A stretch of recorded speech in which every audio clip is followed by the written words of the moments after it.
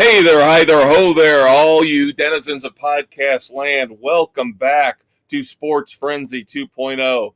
I'm the maestro, Kevin Crane. I'm the conquistador, Dave Height. Back on our normal taping schedule. This is Wednesday night, the 22nd of June, 2022. This will hit first thing tomorrow morning. All you people last week that were flustered, all you snowflakes that didn't like the fact that we made you wait an entire day from morning till night for your Sports Frenzy fix. We are so sorry. But again, we were rocking out. So deal with it. Life sometimes takes precedence over podcast. But we are back. Normal format. Starting off with baseball. As always. One of us has hope. One of us has hope for the first overall pick in the MLB draft. I don't know if that means jack crap, but who knows? Yeah. No, here we are after today's game. The Sox, again, under 500 after a loss to the Blue Jays. But they took 2 out of 3. They did take 2 out of 3. 4 games behind now the Guardians, who are percentage points ahead of the Twins. The Sox have got to get healthy. They're just stumbling along, trying to maintain within striking distance until they can get everybody back. And it's frustrating. It's also frustrating when you have Leury Garcia again at leadoff, who's batting a whopping 190-4. I don't know what La Russa's love relationship is with Leury. I don't know. I know Mendick's out hurt now. You got Moncada's out with a strained hammy. You get Anderson's back, and then Moncada goes out. But then they're babying Anderson because he didn't play today, and he's not running a consistent lineup out there, and that's hurting too. I know not everybody's healthy, but there's no consistency. You did win 2 out of 3 against the Blue Jays, a playoff team at home. But I will agree with you on this. You have got to get to a point where you are beating up on these teams because these are the teams you're going to have to beat. These are the ones in the playoffs. If you make the playoffs, these are the teams you're going to have to beat. So 2 out of 3, great. Sweep would have been better. Tell me about it. And Giolito looked like crap today, giving up 7 through 5. Not good. Including a grand slam. Hey, it could be worse. You could be the Cubs. The Cubs are getting pummeled in Pittsburgh. They've lost the first 2 in that series. They are now 25-43. They are 13 games back as the Cardinals and the Brewers slug it out for NL Central dominance. Yeah. And that could be important because the team that does not win might be out completely. Yep. But hey, breaking news for you. Top of the 4th, Cubs are up 9-1. Wow. Oh my God. I know, miracles do happen. They are going to find a way somehow to just win enough games to not get the number 1 overall pick. Yeah, the Royals will still end up being worse. The Reds will still end up being worse. The Nationals will still end up being worse. Somehow, the Cubs will find a way to fuck even this up. Yep, because that's what they do. Of course, it was interesting how they ended their 10-game winning streak late last week, yet stopped Atlanta's 14-game winning streak. First time that had happened in a long time. Yeah. Where a team snapped a double-digit losing streak by beating a team who was on a double-digit winning streak. Crazy. Absolutely crazy. Yep. And I'm actually kind of rooting for the Braves because I am so sick and tired of hearing New York fans talking about, oh, we're going to have a Subway Series again. Oh, we're going to have a Subway Series. Nobody outside of New York wants a goddamn Subway Series. Remember the last time it happened? It was one of the worst rated of all time. Yeah, because nobody cares outside of New York. Bingo. And I get tired of these selfish shitheads in New York. Oh my God, wouldn't it be great? Aaron Judge versus Max Scherzer. Oh, Garrett Cole versus, oh my God, Francisco Lindor. Wouldn't it be awesome? Nobody cares outside of the 5 boroughs. Nobody gives a shit. Exactly. You are not the center of everything, New York. Yeah, you finally have a couple good teams. Because your football teams bite balls. They're awful. Your basketball teams are suck ass. Hockey. The Rangers had a good run, but couldn't pull it off. Where were the Islanders? Not even in the playoffs. So check yourself at the door. Slow your roll, New York fan. We don't want a Subway Series. And let's face it, pretty much both New York teams have been healthy to this point of the season for the most part. Well, the Yankees have. The Mets are going to say, well, DeGrom and Scherzer have been hurt. When we get them back, look out. Look out for us. Maybe. We'll see. But the Yankees, to this point, have been lucky to have stayed healthy. Stanton had a little issue. There is no way the pitching staff. There is no way their pitching staff can sustain what they're doing right now. No way. No way. No, there's going to be a reckoning at some point. So we'll wait and see what happens. And I think it's going to come here soon when they play the Houston Astros. Because the Houston Astros just took 2 games from the Mets. Yep. Knocked them down a couple pegs in terms of ego, in terms of confidence. And now I think they do the same thing to the Yankees. Yeah, the Astros are a damn solid team from top to bottom. They know how to hit situationally. And that's a rarity right now. So watch out for them. Yep. One last thing in Major League Baseball before we move on to racing and NASCAR.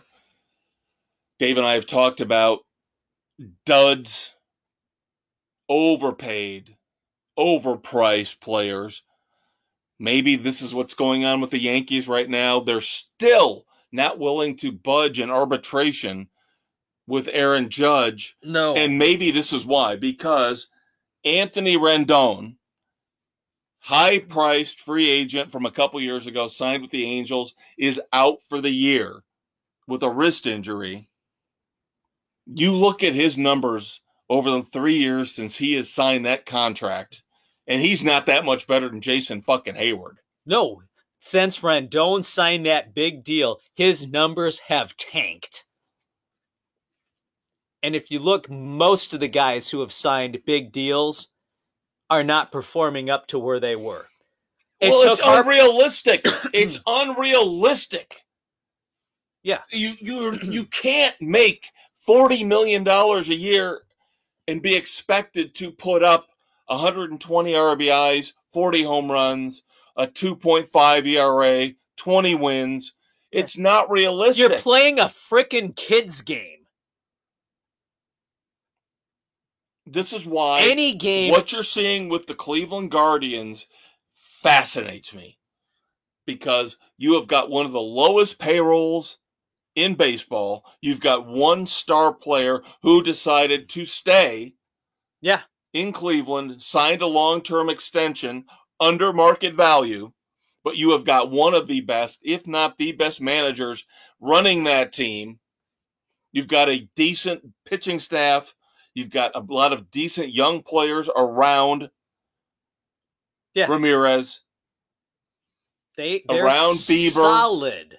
They are a solid. And it's a weak division, sorry. Oh, it is. It's the weakest division in baseball. Not trying to insult the White Sox, but they are not stepping up right now. So no, they're not. And the Guardians are. There you go. We knew Minnesota, they've got some pieces, but they've got no pitching. And now it's starting to come back to bite them. Yep. So it's all about having a complete package, everybody on the same team, and it's about a manager who can get the most out of everybody. In another month from now, it's going to be about who are the Cubs selling and who are they selling them to. Is there who are the A's selling their players to? Who are the Royals selling their players to? That's what I hate about this. That's what I just hate about all of this. Is you know damn well the 4 or 5 teams that are going to just rape their lineups. They're going to tear their lineups completely apart. We've got nothing. Benintendi's gone from the Royals. Contreras, Hendricks, Robertson, gone from the Cubs. Irwin, Montes, good pitchers, gone from the A's. It's because we're going to get prospects who will end up being great in 4 or 5 years. Maybe. And another 4 or 5 years? Really? After you just listened to the Cubs front office telling you this isn't a major rebuild, this is just a step back. We'll get there here in a year or two. No. The way they're going, you're looking at another 4 or 5 years because minimum. Ricketts is a cheap-ass bastard, and Theo Epstein left that team in shit shape. He left them with bad contracts. He wouldn't deal with anybody to keep anybody long-term. He burned bridges with a lot of their star players. I won't give Theo all the blame outside of Hayward. That's on him. The Hayward deal is completely and totally on him. Who's the idiot that signed Marcus Stroman? Who's the idiot that signed Seiya Suzuki? Oh, those two are on the current regime. Yes. But a lot of the problems are still that they're dealing with are from Theo. And that's why he got out of town when he did, because it was all coming to a reckoning. Cubs are going to be bad for a long time again. It's going to be back. Cub fans, it's going to be back like it was in the late 70s and early 80s. Get ready for consistent 95, 100-loss seasons, because that's what we're looking at. You're going to be looking at Patrick Wisdom hitting 20 home runs going, oh my God, he's the greatest player of all time. That's it. That's what you got to look forward to. That is mediocre. You don't want that. You have no pitchers to root for.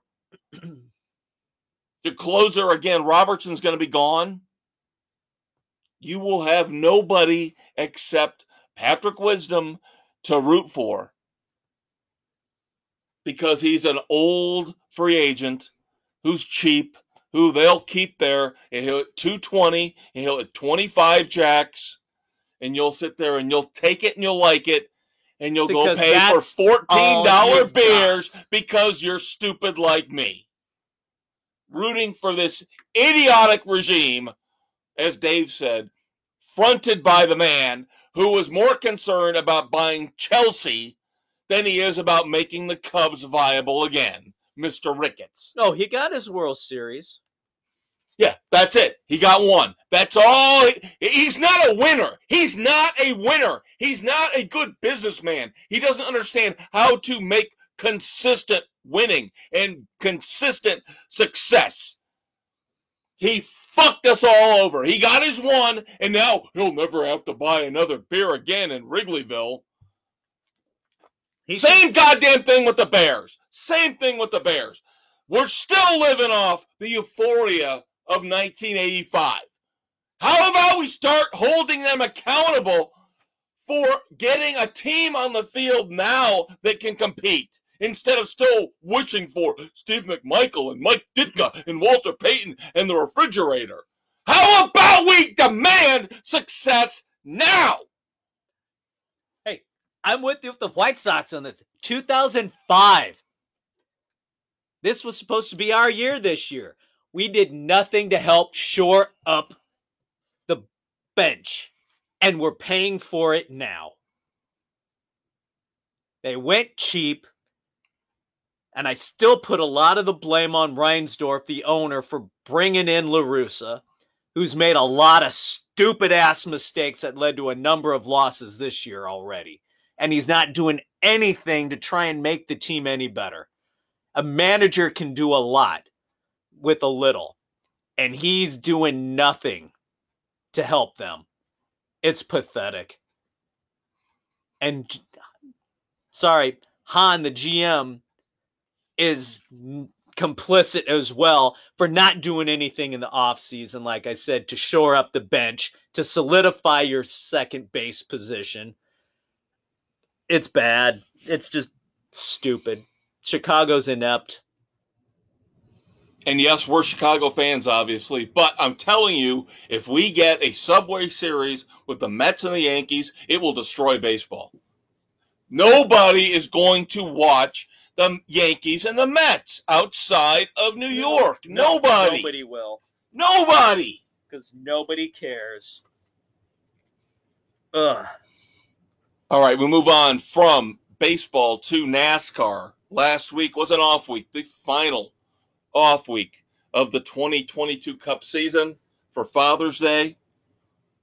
Now we move on to, unfortunately, NBC's coverage for the rest of the regular season and the playoffs. And it's going to get ugly. Starting with the Ally 400 at Nashville. But we should talk about a couple other things. There was a reason why Clint Bowyer was not in the booth at Sonoma. Unfortunately for him, and by all accounts, it looks like nothing was his fault. He is not liable in any way, shape, or form, but Clint Bowyer was involved in a deadly car accident near Osage Beach, Missouri. I think it was the night after, or the night of, Sonoma, coming back home. Hit a pedestrian on the on-ramp. Ouch. Now, of course, he was more than cooperative, more than willing. He took a breathalyzer test, field sobriety test, came back 0.000. He's in the clear on that. It looks like the woman who he hit, and I'm not going to give a name because I don't want to disparage anybody, but it looks like she was on meth. Somebody who walking where they shouldn't have been and stumbled out in front of the oncoming car. Yeah, this is not a Jim Boeheim situation. We've ripped him apart for years and years because he was drinking. He was drinking and veered into. And somehow the test, the field sobriety tests, miraculously came back okay, got changed, got lost. Clint Bowyer is free and clear on this in terms of culpability, but still, you hate to have something like that happen. Hopefully he'll be okay for next season, be able to come back, resume his duties in the booth for Fox. Yeah. It looks like we're getting really, really close. Not completely confirmed yet, but in 2023, Chicago will get a street course. Woohoo! It will replace, it looks like, Road America. That is going to be your one big change in the 2023 schedule. Road America will go away, unfortunately, after just a couple years in the Cup Series. But you get something iconic racing through the streets of Chicago. Yep, so everything I've heard says that's a done deal. We're still about a month away from finalizing the 2023 schedule, but sounds like that's a done deal. Everything else on the schedule should stay pretty much as it is. Yeah, not a lot of tweaking needs to be done. Right. They did not want to take a intermediate course, short track, super speedway race away again for a kind of street road course. So they figured they had one for one. They had to do that, yeah. So let's do our picks for the Ally 400 before we get into our personal favorite starting up this past weekend, the SRX I know, series. And I did not get a chance to see it because of so much going on Saturday night with commitments I had. And then leaving for vacation on Sunday, I did not have an opportunity to see it, and I'm distraught over it. So I will be watching that when we're done with our taping for tonight. Well, if you get on the DVR, there you go. Yep. There you go. So I will get to view it late. Again, life got in the way. But race 17 of the NASCAR Cup Series schedule this Sunday, June the 26th, 2022. The Ally 400, as I previously mentioned, from Nashville Superspeedway. Only the second time the Cup guys have run at Nashville. So it's still a little bit of a wild card. I like Dave's pick, but I just can't pull the trigger on it because of extenuating circumstances. Yes, the crew chief and 2 crew members being penalized because of a loose wheel. I'm still going with Kyle Larson. He's a good enough driver. He can overcome it. Hendrick as an organization, I don't think they'll skip a beat. Bill is with you. The Big Blue W agrees with you. So Dave and Bill are taking Kyle Larson. The Elder Statesman and I are going with Ross Chastain. Ruh-roh. the snake-bit Elder Statesman. No. At some point, his luck's got to turn around, and Chastain finished second, I believe, last year at Nashville. So I'm just looking to survive this race. There you go. I just, again, don't. If I thought Kyle Larson would win this, I would take him, but I'm going to hold on to my last Kyle Larson for later. You've got 2. So I still have 1 in the bank. So you're only burning 1 of 2 left. It would be my last. Yeah. So I can see why you're staying away there. Right. But you got a little room to play with. I got some play space. Doug, the governor, who's actually been picking the best of us over the last 2 or 3 races, is taking Martin Truex Jr., and Aaron is going with Kyle Busch. There you go. Still waiting on Mrs. C and the Juggler Nick. That's okay. Couple hours left before the deadline hits. 6 of our 8 picks in. Yep. So, I do want to know, what the hell is USA Network thinking, giving Austin Dillon his own reality show? I told you this a couple weeks back. I know, but they actually are going through with it. I still don't get it. And they're going to focus on him and one of his tire changers. So it's going to be not just Austin Dillon and his wife and his family, but they are going to bring in one of his tire changers, supposedly his best friend. Yeah. As like a co-couple, Paul and Mariel Swan. Right. Whatever. I watched Dylan is not big enough of a name to warrant this. I watched a little bit of a preview this past week, about 10-minute preview, where they were getting ready to do their pre-Daytona tire change competition among the Childress teams. And I'm telling you, it was about as dull as dirt. It was like watching paint dry. He doesn't have that much of a personality. No. I don't have a great feeling about this lasting more than 1 season. If that. If they were smart, they'd cancel it now. But hey, what do we know, right? Well, we do know that last Saturday night, SRX started. Despite the fact that you missed out, I understand why. Ugh. But first race in the SRX series, 6 races, as the same as last year. This one starts off in Pensacola, Florida, Five Flags Speedway. Very, very hot. Unbelievably hot. The commentators did not let you forget how hot it was. Drivers having ice shoved down their backs, up their nether regions, here, there, and everywhere. It was hot. The local legend, the ringer, Bubba Pollard, put on a good show. But in the end, Spider-Man, Helio Castroneves, you have got to deal with it. You didn't see the race. I have to report it for the people. And that's why I'm blah, blah, blah, blah, blah. I don't want to know. good race, good first race, enjoyed it. Supposedly, because he won,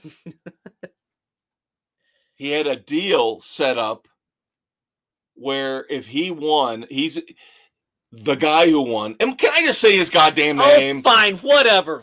Helio Castroneves, because he won. You didn't watch it! I didn't get to. We usually have a week's... Never mind. No, we don't. Not with sports. We do with movies and TV on the weekend edition. So I'll just go home and delete it. Watch the damn thing. See how it unfolded. Supposedly, there was a deal in place because Helio cannot run the entire SRX schedule, where he was told that if you can win one of these SRX races, we'll put you in a car for the Daytona 500. Really? So supposedly, because Helio won this first race in Pensacola in the SRX series, he will now be in the Daytona 500 next year, 2023. Driving for Stuart Haas? I don't think it's Stuart Haas. No, I don't think it's Stuart Haas. Have to do some digging. Have to look into that a little bit more. But it sounds like intriguing. The deal he made will put him in a car for the Daytona 500 in 2023. And we have to say it's not just... Did you say the Camping World SRX? No, I did not. It's the Camping World SRX series.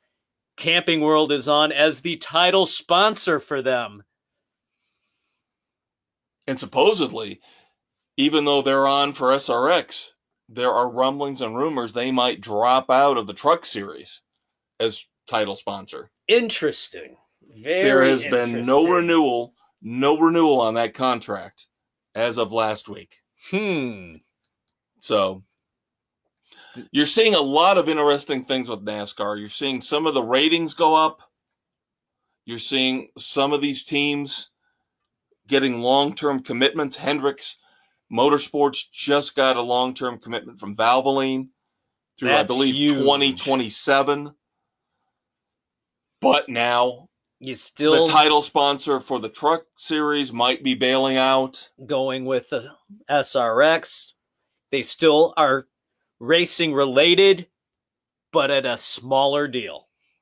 And it's all about cutting back right now. Well, and we've seen this with the Cup Series. That's why now it's just the Cup Series. Yeah. Is because they could not find anybody to pony up the money to be a title sponsor. Right. So NASCAR is walking a tightrope right now. One side looks really nice and pretty, daisies and flowers. Other side, alligators, snakes, scorpions. They have got to walk a fine line. Yep. To keep everybody happy now, to keep NASCAR viable. They've got a TV contract coming up soon. We'll see what happens there. Yep.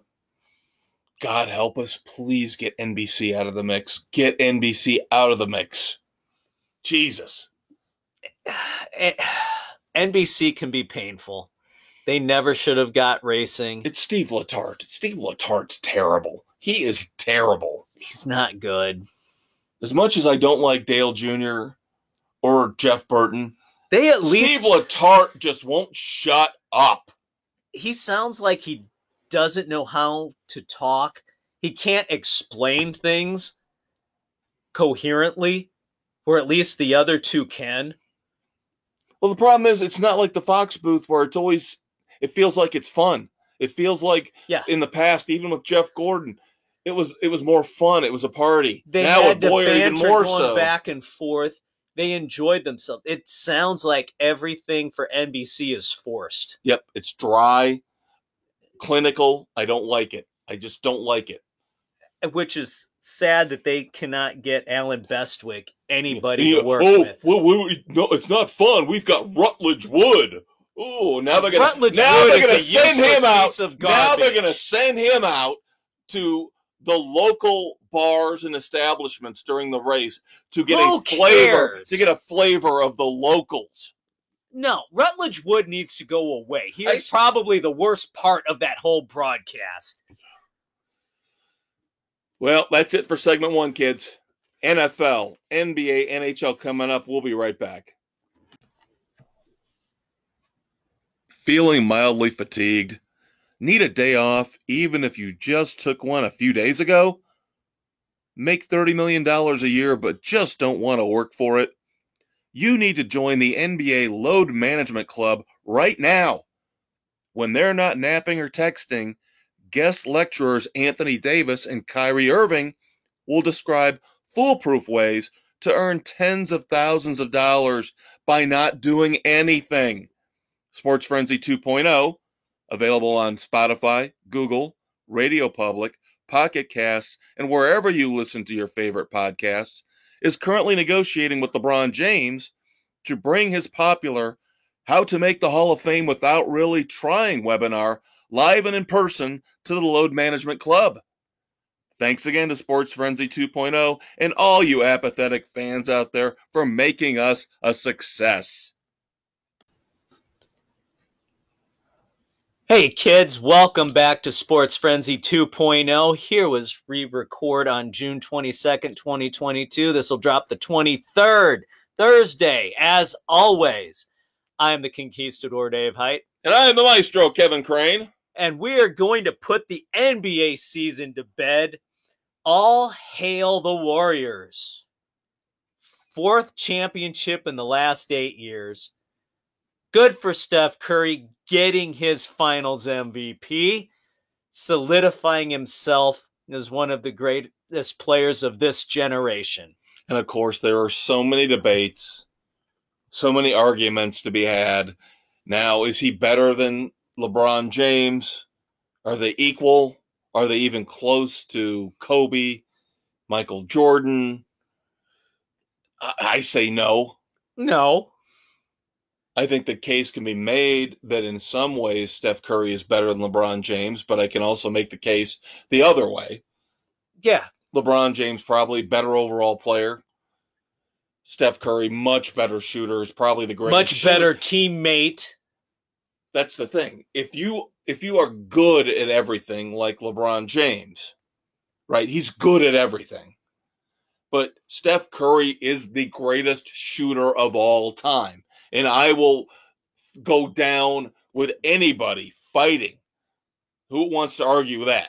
Steph Curry is the greatest shooter I have ever seen. Oh, bar none. Does that, because he is that far better in one category, make him better than a LeBron James who's good overall? Interesting. Something to think about, kids. Now, where does it put the Golden State Warriors overall in terms of 4 championships, 8 years? Where does that put them in terms of greatest teams of all time? I don't think they beat the Bulls. No, not the Bulls in their heyday, not the Lakers in their heyday, not the Celtics in their heyday. I don't even think if they played the Pistons, the Bad Boys, I think the Bad Boys would have. Draymond Green would be running as tough as he seems to think he is. And I've got a little interesting nugget for that. Yeah, coming up in the Red Foreman meet segment. Mr. Lambier. Yeah. Lambier, Mahorn, Rodman. Yeah. Draymond Green thinks he's a badass. He doesn't know what a badass is. Until he played the Bad Boys, the Pistons. Now they only had 2 titles, but still They were a tough out. They would beat your ass game in and game out. Literally beat on you. And again, that's the thing. I think Dave and I might be stuck in the past, but at the same time, I look at the Golden State Warriors, and as much as I appreciate what they've done, and I think they're a great team, they have won without Kevin Durant. They have won with Kevin Durant. Same thing with the San Antonio Spurs, who won, 5? Yeah. I don't think either one of those 2 teams could stack up against the great teams from the 80s and the 90s we're talking about. I just don't think. That's why it's a whole different game. Everybody wants to slurp all over LeBron. Again, put LeBron up against the Bad Boys, who Michael Jordan had to deal with night in and night out. Yeah, the game has changed so much over the last couple decades, where it's not the tough game that it used to be. Well, the inside game doesn't matter anymore. The inside game is gone. It's all about shooting. You can take 5-6 steps without being called for a travel. You can't clutch and grab like you used to. It's not as physical a game. You can't touch anybody. It's eased up almost. It's been simplified, shall we say? Pansified almost. All I know is that the physical game peaked with the New York Knicks. Yes. They were just out and out. They took what the Pistons were doing to another level when Pat Riley got them to the finals and basically told them, Mason, yep, foul out. Ewing, yep, just beat the crap out of everybody. If you get that was the only way he figured he could beat the Bulls. Yeah, if you foul out, you foul out. Mm-hmm. Put the bodies on, knock them off their game. Right, now we're looking at 25 years later, and now it's all perimeter game. Make sure you do not let Steph Curry have a couple feet beyond the three-point range. Otherwise, he's going to rain it down. Yeah, any inside game is because everybody's defending the perimeter. Exactly. They've spread it out. And that's, again, a backhanded compliment to Steph Curry. Is that because he's so deadly from beyond the three-point line, he spreads everybody out, and then you get the easy inside buckets. Yeah. If you dare to double team him. Yep. So, and I'm not, again, taking anything away from the Golden State Warriors. Good for them. 4 titles in 8 years. That is fantastic. A monumentous achievement. Yep. Absolutely brilliant. Of course, tomorrow night, Dave says the season's over, but he's wrong because we start with a draft. The draft is tomorrow night. Actually, as we tape this on the 22nd, it hits on the 23rd. The 23rd is the draft. Yes. So we'll probably give you the top 10 picks next week, kids. Yep. Hopefully the Magic with the number 1 pick do not fuck it up. Don't embarrass yourselves. The Magic usually do pretty good when they have the number 1 pick. Dwight Howard, Shaquille O'Neal. Yep. Hopefully Jabari Smith of Auburn goes to the Magic. Do not take the gawky, tall, thin, white guy. Jesus God, please don't take Holmgren from Gonzaga. Please don't. Do it. Don't do it. Don't. Whatever you do. Then you still have the mess in Brooklyn with the Nets. Will Kyrie opt out? Will he stay? Despite the owner and the GM saying, we want a full commitment from you if you are going to be here. Meaning you're not just going to take a day off here and there for personal business. Well, you heard miss half the damn You heard season. What he said a couple weeks ago. You know, he's been known to talk about how the earth is flat. You know, he's a nut job. We all know this. A couple weeks ago, he basically asked, why am I not allowed to live on the earth for free? Aren't we all just denizens of this earth? Oh my God. Why aren't we all allowed to live on this earth for free? Why am I paying taxes? Why am I paying rent or a mortgage? Aren't we all allowed just to live on this earth for free? All right, how about you play basketball for free, dumbass? Flipping that on its head, John Wall has not played basketball. Didn't play in 2019-2020 because he had an Achilles injury.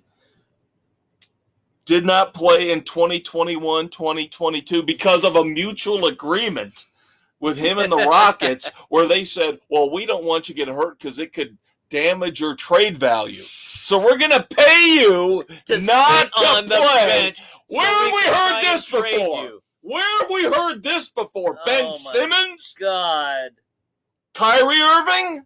Oh, Lord, love a duck. So John Wall did not play for 2 of the last 3 full seasons. Guess who just opted in with the Rockets player option for $47.4 million? Huh? Would it be Mr. Wall? How the hell is this allowed to happen? How are you idiots running a sport allowing this to happen? This is pathetic. That is beyond pathetic. That is the worst business decision. This is why David and I say you should never allow guaranteed contracts in any sport ever, because this is insane to give John Wall $47 million when he has not played 2 of the last 3 goddamn years. And I'm sorry, player options are ridiculous. They're absolutely ridiculous. Well, yeah, because if you suck, you're going to take the option. If you actually perform like you're supposed to, you're going to opt out for free agency to try and get more money. It's all bullshit. And you wonder why sports like basketball and baseball aren't competitive. Because of contracts like this. This is why, going back to baseball, we were talking about Aaron Judge. Yeah. And the Yankees nitpicking in arbitration back and forth for $4 million, even though he's having an MVP season, because, number one, he's got a history of injuries where he's never completed a full season. He's getting older. Why are you going to risk that much damn money on him in the future? Oh, even that $4 million could have implications for the luxury tax. Right. That $4 million, if it puts you over the tax, or it could go to another player who you're going to need, who might have to be the person to play in Judge's place when he winds up getting hurt down the line, which is inevitable. And no offense to Aaron Judge is having a phenomenal season. No offense to him at all. He's definitely not Anthony Rendon. Right. Congratulations again, Anaheim, for another stellar, overpriced signing. Yes, Mike Trout's having a great year. What's that gotten you? Jack squat. You're under 500 again. You fired your manager again. Shohei Ohtani is the only thing you've got going for you. Other than Trout. Ohtani put up 8 RBIs last night. I know. 8 RBIs last night. Jesus, he is a fucking freak of nature. And how, with Trout and Ohtani, are you not winning? Because you put up too much money in 3 damn players that you can't pay anybody else. No pitching. Outside of Ohtani. Right. Ugh. Crazy. All right. Moving on to the NFL. No, we got to shift gears to the ice. First. You want to do ice first? Let's do the ice first. All right, do the ice first. NHL Finals. Colorado coming off a 7-0 blowout to take a 2-0 lead. How they did not expect Tampa Bay in Game 3 to not come out on fire. Tampa destroyed Colorado in Game 3. I mean, Colorado looked like they were not even prepared to play in that game. It was pathetic. How you go from being so dominant to so dominated and vice versa. It was insane. It just mass chaos. We talked about this last week. I was not convinced with the way the Avs came out of the gate, win one away. When somebody wins on somebody else's home ice, then I'll be impressed. Something. So right now, they came out and got embarrassed in Game 3. Right now, and tonight will be Game 4. It's underway after 1 as we tape here. The Lightning are up 1-0. Until somebody beats somebody else on their home ice, I don't care. Exactly. Lightning win tonight's 2-2. We're still waiting for somebody to pull off the big game away from home. Should we talk about the big awards? The big NHL awards? Does it really matter? I don't care. We can, I guess. I heard a lot of talk about Matthews, the winner of basically the hockey's MVP, and how he showed up last night looking like a villain from an Austin Powers movie. Because he's got that receding hairline that starts in the middle of his skull. Yeah, and it just kind of... And he had his shirt unbuttoned halfway down in the front. Not a good look. No, dude. Not a good look. Not at all. Now, I was kind of surprised because I was expecting Connor McDavid to win it. Yeah, that was one of... He is like Sidney... He is today's Sidney Crosby, the touted greatest player in the game at this point. But Austin Matthews had a better season. He just outplayed McDavid. That's all there was to it. And he did it for $1 billion! Best goalie of the Vezina goes to Igor Shesterkin. Yeah, the Rangers. Igor Shesterkin, third best overall save percentage in NHL history for one season. That's impressive. Yeah. Believe me, again, I listen to New York sports radio. You've heard it. I know how to say Igor Shesterkin because I've heard it 55 billion times over the past 6 months. Calder Trophy for Rookie of the Year goes to Moritz Seider from the Red Wings. You know, that's impressive that he got it playing for the Dead Wings because they have not been that good. So, all right. Now we move on to the NFL.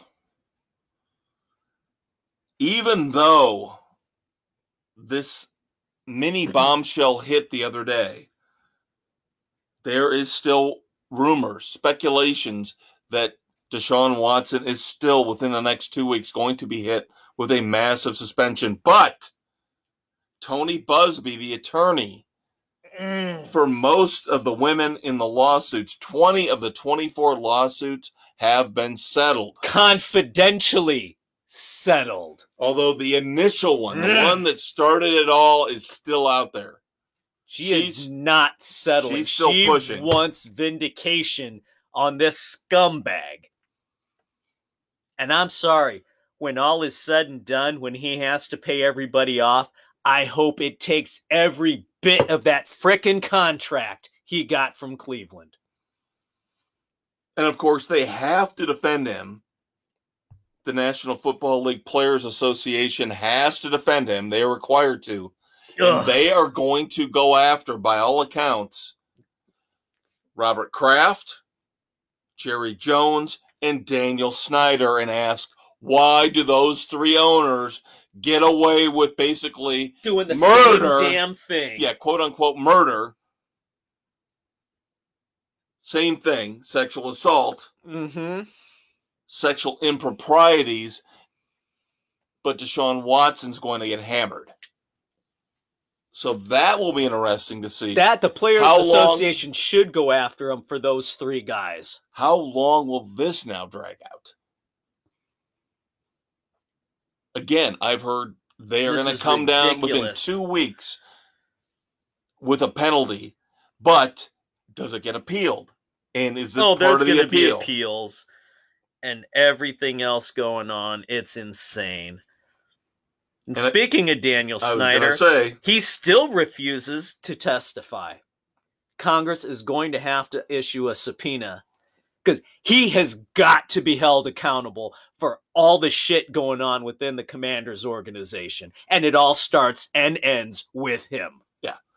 What was his excuse? Oh, there's very vital Commanders business overseas. Bullshit. You've got nothing going on overseas relating to your team unless you're trying to sell it to some Saudi businessman. You can tell Congress to go screw, so you can go overseas and deal with bullshit. If Congress comes knocking, I'm sorry, you should have to be held accountable and have to show up. Yeah. Oh, and Goodell, I have no authority to remove Snyder. Technically, but it's bullshit because you can come down to all the other owners and bring it to a vote. You have the authority to do that. So you're lying out your ass right there, Goodell. Well, and the thing is, he is a puppet for the owners. In the end, you got to remember, he is a puppet for the owners. So in the end, he is going to protect each and every one of those 32 owners. Whether it's a scumbag like Snyder, an idiot like Jerry Jones, he is going to protect all of them. Absolutely. And that's what I don't like. For once, here's where I go on the side of the players. If you are going to hammer the players every time they do something wrong, and I am not trying to absolve Deshaun Watson, I'm not absolving Ray Rice, I'm not absolving any of these guys who perpetrated heinous acts on women. Or anybody. But I mean, we're still waiting for the Tyreek Hill assault to come out. The standard should be the same for the players and the owners. Absolutely. And now it's come out that Snyder's conducted a shadow investigation of the allegations in an effort to bury everything. The guy is a freaking scumbag and has been since he bought this team. And I told you last week, I didn't like what Ron Rivera did with Jack Del Rio. Guess what? Karma's a bitch, Chico, because now you just got hammered. The Commanders lose 2 2023 OTAs, and Rivera is fined $100,000. Where have we heard that number before? Couldn't it be the same amount he hit Jack Del Rio with? Yeah, suck it, Chico. That's called karma, bitch. Sorry, I love the guy, but he has lost all respect with me. And I am glad to see that the lords of football came back and bit his ass with some karma on this one. And he's not the only one. We talked about the Bears. The Cowboys got nailed too. Mike McCarthy. Yep. Second year in a row. He gets a $100,000 fine. It's second year in a row. It's a second offense. How is it still only $100,000? Shouldn't it be doubled? Yep, and he loses one 2023 OTA where the Commanders lose 2. So very interesting. Because it's the frickin' Cowboys. I'm sorry, if it's 2 years in a row, you lose 4. Oh, that's so frustrating. Inconsistency is bullshit. If it makes you feel any better, he is not going to have his job after this year. No, he won't. I got to believe Sean Payton's going to be the head coach of the Cowboys in 2023. Because, I'm sorry, jumping way ahead a couple months before we get to our NFL preview episode of Sports Frenzy, the Cowboys aren't winning the goddamn Super Bowl. No, sorry. No, they're not. So, now, what does this tell you? The NFL has now filed a motion to move Brian Flores' lawsuit to arbitration. They want to settle. Huh. Gee, what are they trying to hide now? I gotta believe Flores is stuck by his guns. And he has enough to prove what's going on. Yeah, he'll find a way to get around this. Yeah, he wants his day in court, and the NFL wants to hide more shit. He put his whole reputation, his whole career on the line to prove that there was something going on. And obviously there is something going on if the NFL's trying to go to arbitration to cover it up and reach a settlement. I don't think he wants a settlement. I think he wants everything exposed, as do we all. And unfortunately, it boils down to 2 organizations. It boils down to the Cleveland Browns and the Miami Dolphins.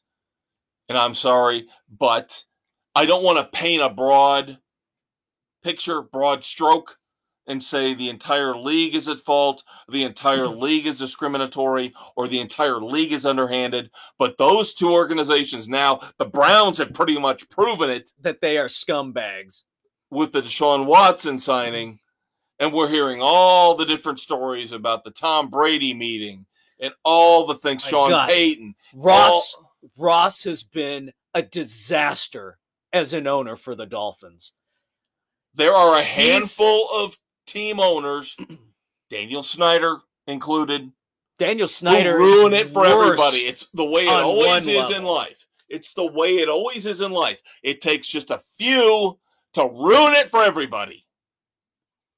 And as much as the Bears are inept and stupid, they don't break the rules. Right. They're the milquetoast organization. Yeah. They're the ones that just sit in the corner, sipping their milk with their little red and white striped straw with their taped glasses. And they sit there and they go, "Oh, Waldo!" Waiting for D. Snyder, a.k.a. Jerry Jones, a.k.a. Daniel Snyder, to come up, bitch slap them, and say, "Hey, trade us somebody good for nothing." Okay. Ugh. But again, not breaking the rules like the other scumbags. Ugh. We should bring up the fact, and this will hurts me hard, because I think this really, really downgrades the Buccaneers' chances of winning another Super Bowl, but Rob Gronkowski retires again. Yep, and he said he's staying retired. I was surprised he came back the first time with the injuries that he had mounting up on him. I will not believe he's completely retired until we get to mid-February 2023. That he doesn't come back halfway through. When there's an injury or something happens, week 5, week 6, and they Tom come Brady begging, calls him up, begging, please, please, please, please, please. All he wants is a couple more months, couple extra months to heal up, rest up. We'll see. I will not believe it until, again, the season is over. Mid-February 2023. Finally, wrapping up segment 2. Local college news. Notre Dame baseball. The Irish put on a really good show, getting to the College World Series. Unfortunately, they fell short badly. Well, they won their first. They did beat Texas 7-3. Yep. They did knock out number 1 Tennessee to get there.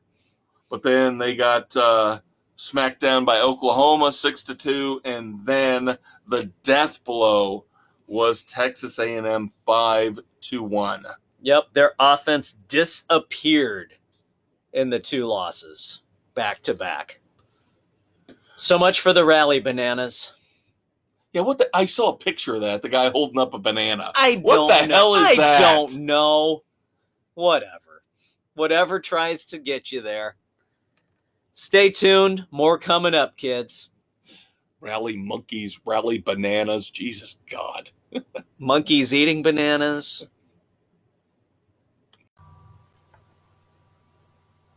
Hello, friends.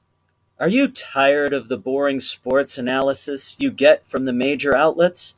If so, join the Maestro and the Conquistador for a riveting discussion of all sports topics on Sports Frenzy 2.0.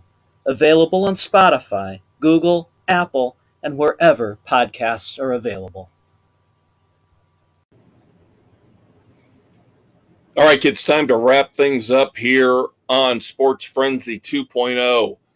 That doesn't mean we don't have a crap ton left for you. Dave and I are going to play dumbass or not here at the end of the segment. A lot of moments of silence. But first and foremost, again, unbelievably, we've got to talk about golf. This whole won't go away. Between the PGA and the Live Tour is fascinating. It's a day-to-day thing where the headlines are just captivating. They're riveting.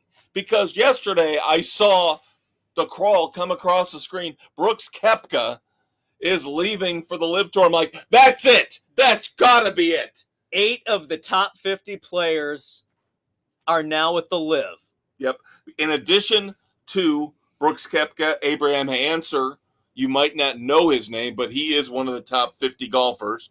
He moved over to the LIV Tour along with Brooks Koepka. Now, the monumental name that was rumored yesterday that did not come to play, kind of like a couple weeks ago with Ricky Fowler, right, was Colin Morikawa. People were reporting Colin Morikawa, after Brooks Koepka had announced, was pulling all his PGA stuff off his Twitter page, his Facebook page. He came out and said, no, I am firmly committed to the PGA. So Colin Morikawa stays. For now. Brooks Koepka, Abraham Ancer leave. So as Dave said, 8 of the top 50 golfers in the world are now on the LIV Tour. What does this mean? It means that the PGA is doubling down on their sanctions on these, as they call them, turncoats, not allowing them to play. And I bet you they are going to start trying to put the pressure on the independent majors to keep them out. Now, the British Open will allow, this is the last major of the year coming up next month, the British Open will allow all the LIV players who qualify to play. Everybody's saying next year's Masters Let's is see going what to the Masters is going to do. Going to be the one. What is Augusta going to decide? Now, this past weekend, of course, was the U.S. Open. Matt Fitzpatrick beat Will Zalatoris and Scottie Scheffler with a 6-under. Zalatoris missed a makeable birdie putt. Not easy, but not makeable. Not unbelievably difficult. Zalatoris has had 3 runner-up finishes in his last 7 majors. Yeah, he is always the bridesmaid at this point, as they say. And a lot of people, not us, we are actually nice. A lot of people calling Matt Fitzpatrick braceface. Oh, come on. The kid did better than you could on a golf course, people. Exactly. That sand save he had on 18 was beautiful, immaculate. Now, Dave and I talked about, we taped, of course, last week a little late. So I had gotten to see the first round of the U.S. Open as we taped Thursday night instead of Wednesday night. Right. And I mentioned to Dave, I said I was going to be curious to see how the coverage was. What was NBC going to do with the LIV golfers? Right. Now, Thursday, they did a decent job of showing everybody. But I heard a lot of people Monday morning, a lot of people, wondering why Saturday, when Dustin Johnson was in the top 10 for a big part of the day, was not never shown in any coverage. That's the PGA pulling the strings with their TV contract to not promote the LIV players. It's the subtle little things that they can do in the tournaments where they're allowed to play. And great points were made where, what is that going to do for those golfers like Dustin Johnson, who has already lost the Royal Bank of Canada as a sponsor? Now, what happens with the guys he's got on his hat, the guys he's got on his shirt, the guys he's got on his bag, where they're not getting the TV coverage they normally would? Right. Are they going to start backing off and pulling out on these LIV golfers in terms of sponsorships?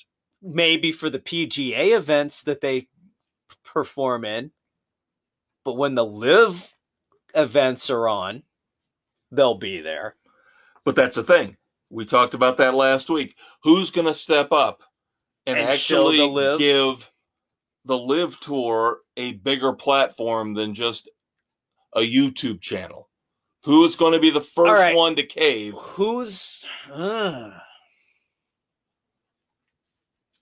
It's going to be very interesting.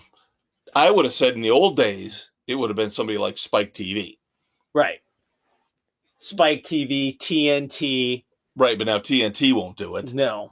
FX. Fox dropped out of the golf coverage, so I don't know if Fox Disney might get rolled in just to. But then again, you're dealing with Disney. That's a Disney channel. Yeah.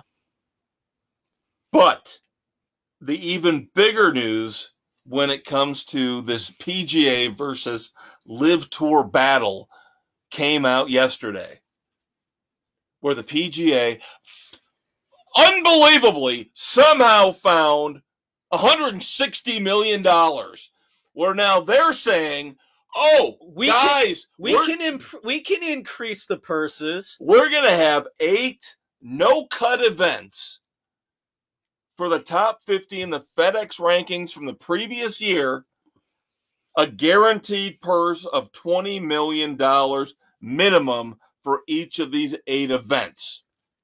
Where did they find this $160 million? Isn't that convenient that they miraculously found it? Does that tell you that they were shorting the purses for their players? That's what I think too. Everybody was saying. This is what Koepka, this is what Koepka, Dustin Johnson, Phil Mickelson, they were all saying. Yep. Phil Mickelson, as much as you wanted to rip on him for what he said, he did point out that we're trying to change things for the better for the golfers because the PGA Tour is not what you think it is. They're cheapskates. They're putting all the money in the coffers and barely shelling anything out back to the golfers themselves. And it's so ironic that they go with the same amount of events, 8 events, somehow miraculously come up with this $160 million total to try and stay semi-competitive. Isn't that special? You know what we need? You know what we really need? PGA versus Live. The match? Have a 4 weekend playoff. Screw the FedEx Cup. Oh, nobody cares about the FedEx Cup. Nobody's ever cared about the FedEx Cup. No. If you want to play for the FedEx Cup, do Live versus the PGA Ryder Cup style. Yeah. Something like that would be fantastic.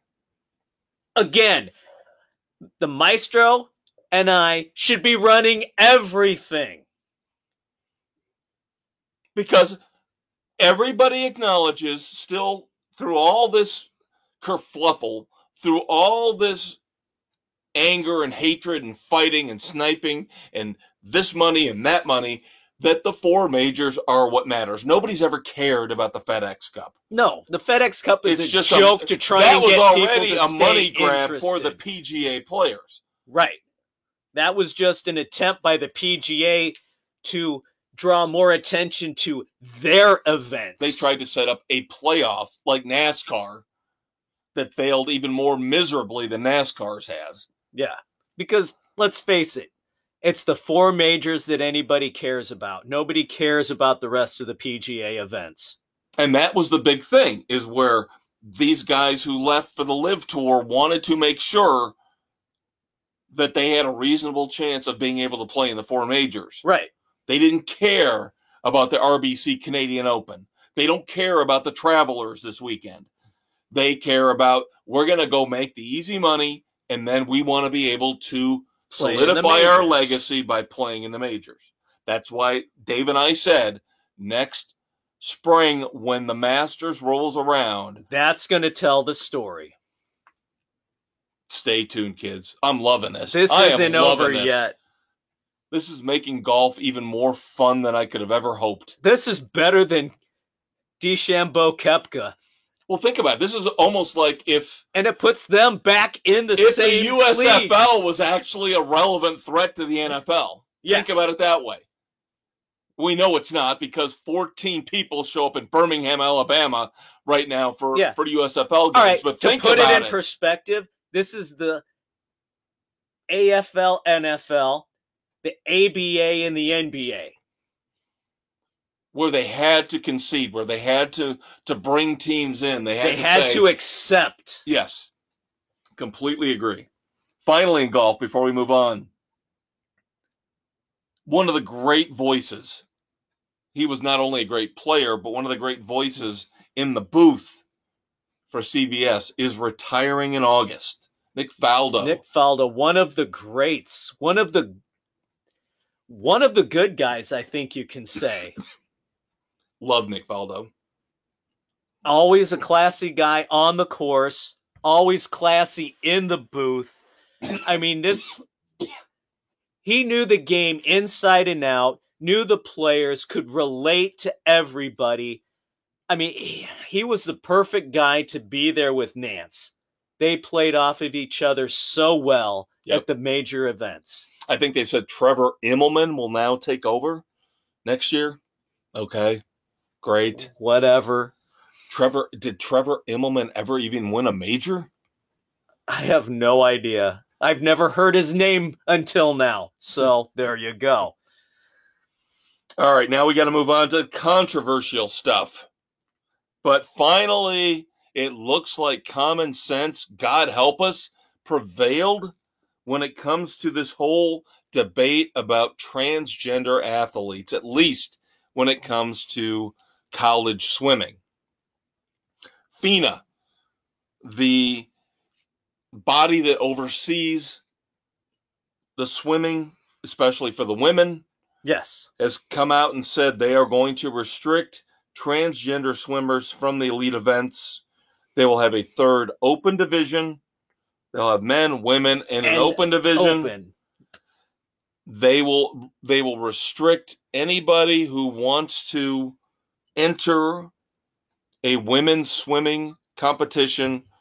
They have to show, of course, they will do the hormone tests, but they have to show that they have transitioned prior to puberty.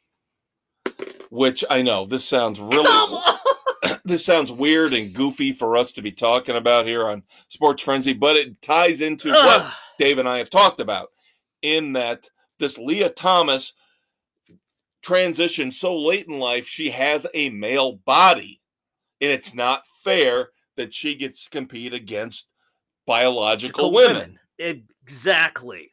So again, this makes sense. This all makes sense.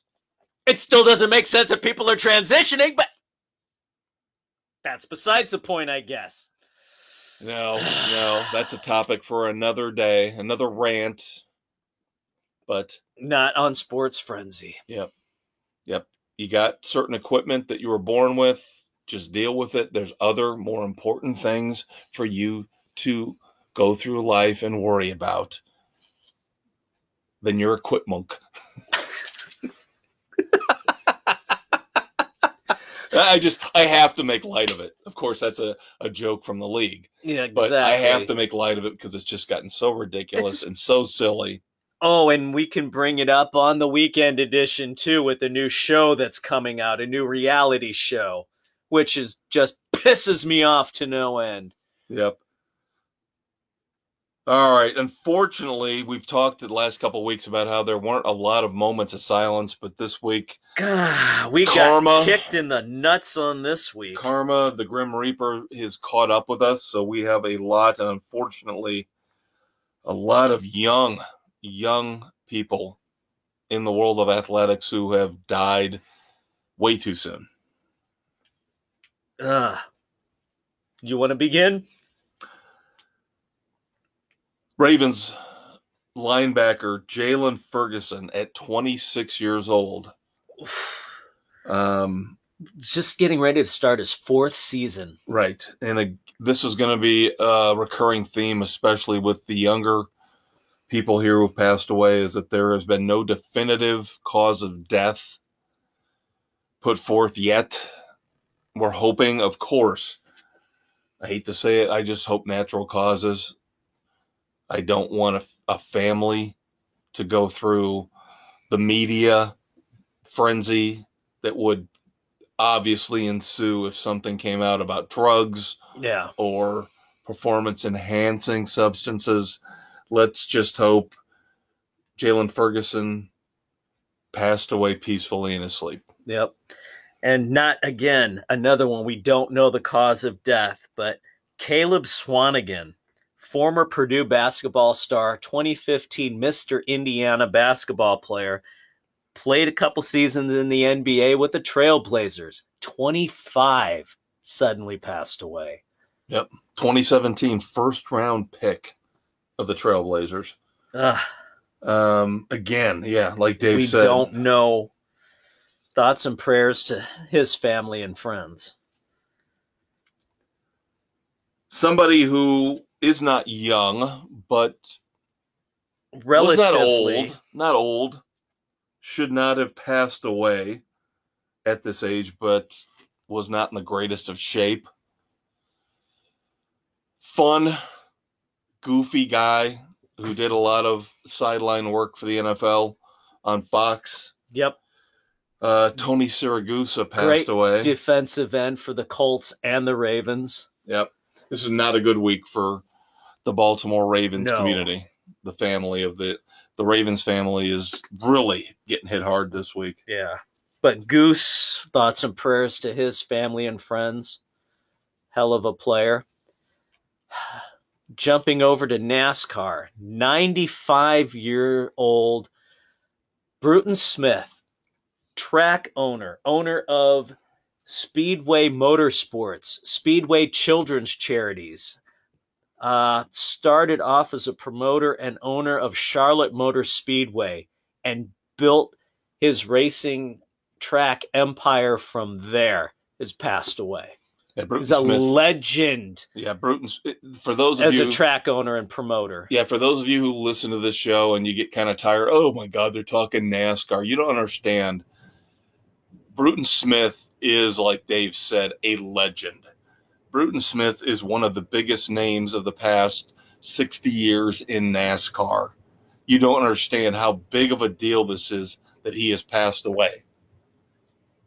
Thoughts and prayers to the Speedway family. Yep. Finally, personally, for Dave and I, the Bears, Chicago Bears, fans that we are, longtime Bears reporter, John Moon Mullen passed away.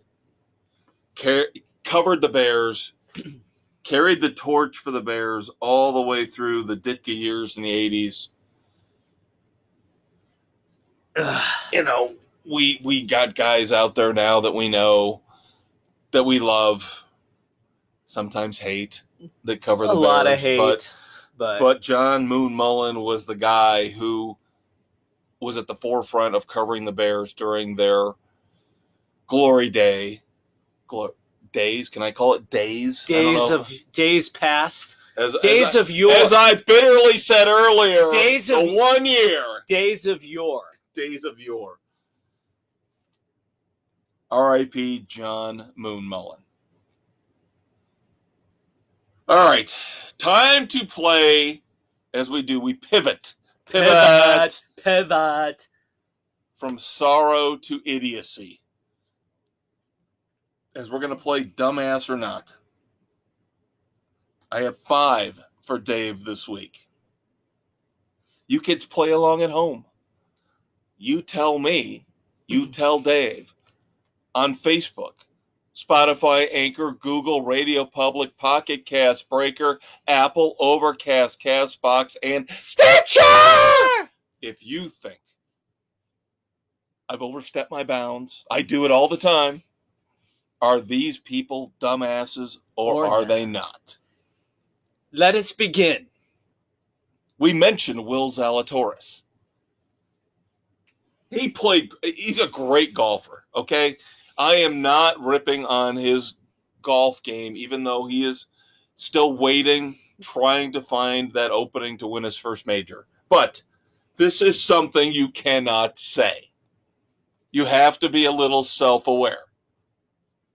We talked about the putt that he just missed on 18 that would have sent the U.S. Open into a playoff with him and Matt Fitzpatrick. That's happened to him a couple times, as we alluded to over the past few years. Will Zalatoris said I'd pay a lot of money for about an inch and a half.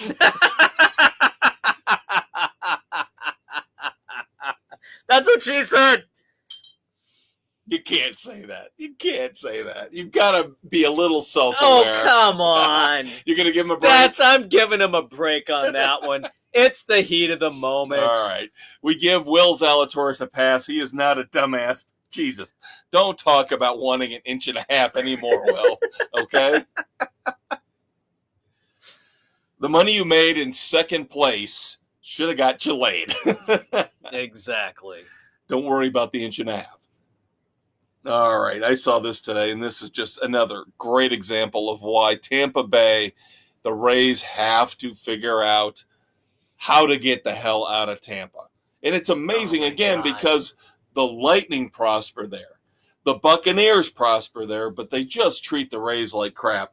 Well, they put them in the most obscure place to get to. And here's the worst thing. Picture posted today. On the stadium. Tropicana Field, right? Things happen. Lights go out, so, you might see an I go out or an R go out. Right. No. The E in field completely missing. Not just out. Completely gone. Did it fall off the face of the building? What happened to it? Oh, my God. So Tropicana FI, big space, LD. It was not just the lights on the E went out. The entire E was gone.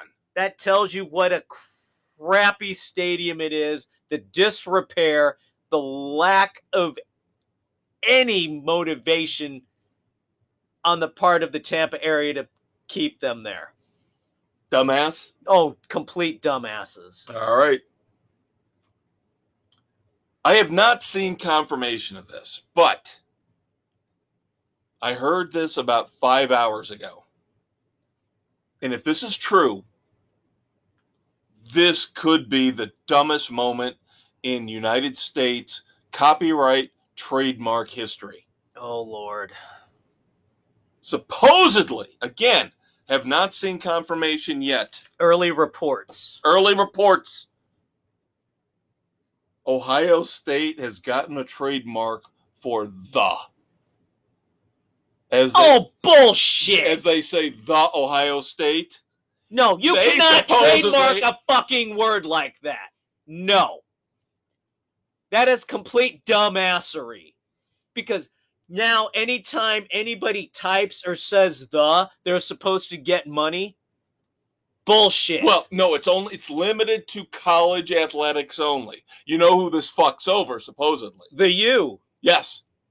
First thing I thought of was this is going to screw over Miami. You cannot do that with a word. Nope. Sorry. Nuh-uh. No. I'm still waiting for confirmation. It's too damn generic of a word. You cannot copyright it. No. I don't see how. How can you copyright the? You can't. I don't care if it's limited to college athletics. You can't do that. No, you cannot. Dumbass? All right, fuck Ohio State. 2 for 3 right now. 2 for 3. We're going to get into the weeds here a little bit. A little more questionable. Well, societal PC shit. Oh, fuck PC shit. All right. Of course, we talked about the Golden State Warriors celebrating their 4th title in 8 years. Everybody knows who listens to this show how much I can't stand Steve Kerr. Correct. I understand the tragedy that happened to him in his life. He uses it, he manipulates people with it, acts like the problem was in America when his father got killed overseas in a hostile country, but makes it sound like it happened in America. Anyway, Steve Kerr loves to preach this responsibility, this maturity, how we should all listen to him, how he's sacrosanct, the be-all, end-all of logic and reason. Did you listen to what he let Draymond Green say? No, I did not. About 15 F-bombs in his speech as the Warriors talked about winning their title. How do you sit there and talk about how we should all be responsible and mature gun owners, that you let Draymond Green go out there and say, F this, F that, F you, F her, F him? No. Tell me how that makes any sense. Shouldn't Steve Kerr be saying, hey, Draymond, why don't Shut you the hell up? Why Clean don't up you your act mature? This makes to me, again, Steve Kerr the biggest hypocrite in There the is sports no world. excuse for that many F-bombs to be dropped at all. It's inexcusable. It's a family frickin' environment. It has no place there. But again, we're dealing with a team on the West Coast. You're dealing with morons, overpaid babies. The West Coast people get away with what they want to get away with, and they're gonna tell everybody here in flyover country, you just shut up. You know, get your corn, get your wheat, hey, sow your oats. Again, I will say, we'll tell you how to live your life. Again, hypocritically as we do. Again, I was promised when I was in grade school that California was going to fall off the face of the planet because of an earthquake. I again ask, when? All right, finally, this one's a little personal, but hopefully you can. So we're 3 for 4 right now, right? Oh, yeah. 3 for 4. Final one. Everybody knows, I've talked about it. I do my research for this show each and every day. A lot of it involves listening to and watching shows from New York. But a lot of it is over CBS Sports Network. Okay, you got FS1, you've got, to a certain extent, locally, NBC Sports Network. You have your regional sports channels. I watch a lot of CBS Sports Network. I have decided, thank God for DVRs, that I can skip this shit. Because I happen to note this morning, in one commercial break on my morning show, watching Boomer and Gio, one commercial break. 4 minutes. There you go. 4 minutes, roughly. Not one, not two, but 3 different commercials, completely different commercials, praising Title IX and female empowerment. You want to tell me that they are not trying to propagandize everybody? Title IX passed! Title IX passed! Why are we still sitting here putting out propaganda pieces about how great Title IX is? It passed! We love it! Women get the same sports equality as men. Why are we still talking about it? I don't understand. Why do I have to be subjected to 3 separate commercials in a 4-minute span about all these great female athletes that have done everything they possibly could in life because of Title IX? It passed. It's a fact. It's law in college athletics. And let it go for decades. Let it go. Jesus, God, let it go. It's like everything else we talked about on the weekend edition. It gets blown out of proportion. This group gets a medal. This group gets a special month. This group gets a special day. I'm fucking tired of it. I don't need to see Gwyneth Paltrow telling me how female empowerment is awesome with her vagina-scented candles. I don't need this in my life. I don't. There Dumbass you go. or not? It's borderline. Oh, you're letting me down on this. It's dumbass to have that damn many in one segment. He's Dave. I'm Kev. We're Sports Frenzy 2.0. Weekend edition. Check it out. Bye.